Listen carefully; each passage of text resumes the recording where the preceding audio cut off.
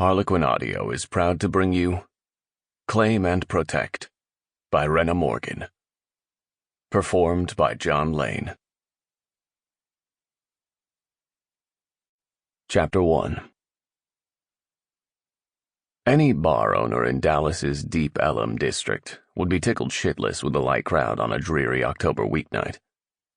But seeing more than half the tables of his own pub occupied, and both bartenders knocking out non-stop drink orders, that was a thing of beauty.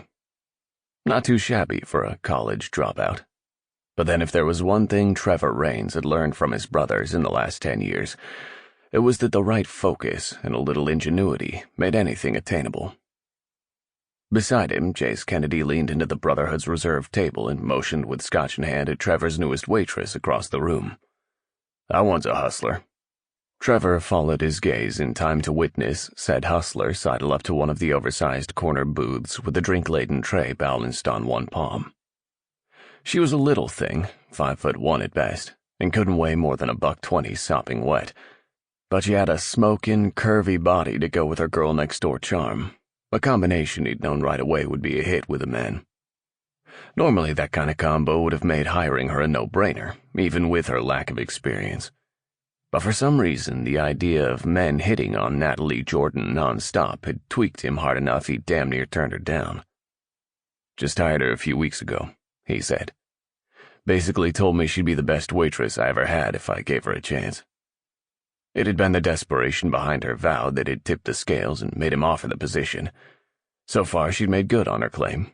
In fact, for a woman who'd never taken a drink order in her life, she'd acclimated to her new job a whole lot better than he'd anticipated. "Gotta love a woman with spunk," Jay said. Another of their Haven brothers, Zeke Dugan, nursed his Bohemia vice and studied Natalie over the rim. "She looks familiar." "Wouldn't surprise me," Trevor said. "Since I was just hiring for a waitress, Knox only ran a cursory background check." He still turned up an experienced RN license she hadn't put on her application. Was a long time ago, though. Zeke nodded. "Yeah, that's gotta be it. But she didn't work down in trauma with me. I'd remember that swagger." Zeke's fiancé, Gabe, looked up from the wedding magazine anchored between her and Jace's wife, Viv, and smacked him on the shoulder. "You're weeks away from being a married man. You're not supposed to appreciate another woman's swagger anymore." "Didn't say I appreciated it, Gardenia. I said I'd have remembered it." He snatched her hand before Viv could drag her back into all things wedding dresses and cakes, kissed her knuckles and grinned. "I'll take your leisurely strut to a power walk any day." Trevor reclined against his seatback and considered his newest hire while she worked, an act he'd caught himself doing a little more often than he'd like to admit with her being an employee. Defining the way Natalie moved as a power walk was a little harsh. Yeah, she got from point A to point B without a whole lot of dilly-dallying, but it didn't diminish the subtle sway of her hips or the way her body flowed from one task to another, fluid and smooth like a full river after a heavy rain.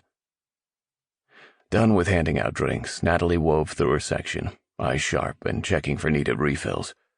The soft mini lights strung across the ceiling cast her pixie features in an easy glow, and the standard issue tank top with the Den's logo showcased one hell of a rack. One he'd already caught a whole host of men eyeballing, and that made him seriously consider outfitting her in an oversized t-shirt. She just about made it back to the arched opening that led to the main bar when she slid her phone out of her back pocket, checked the screen, and hurried out of sight. "Damn it," he murmured before he knocked back the last of his beer. "There a problem?" Jace asked. "Probably." Despite how good she'd worked out on the floor and the pure joy of watching her move, there were some bad habits he couldn't overlook. Fucking cell phones. I told her they're off limits while she's working, and I've busted her with the thing twice tonight. "Could just be checking the time," Zeke said. "And if she's taking care of her people, what's the harm? If you were with a patient, would you text?" Zeke chuckled. "Point taken, but then I don't have time to text when someone's bleeding out all over the ER's floor. With your attention span, you'd probably try." Jay spun the toothpick anchored at the corner of his mouth with his tongue and focused on Trevor. "Don't jump the gun on your new girl too quick. Could have been a misunderstanding on her part. If she's doing all right otherwise, talk to her first, unless you're in a big hurry to start interviewing again." "Hell no." Sample complete. Ready to continue?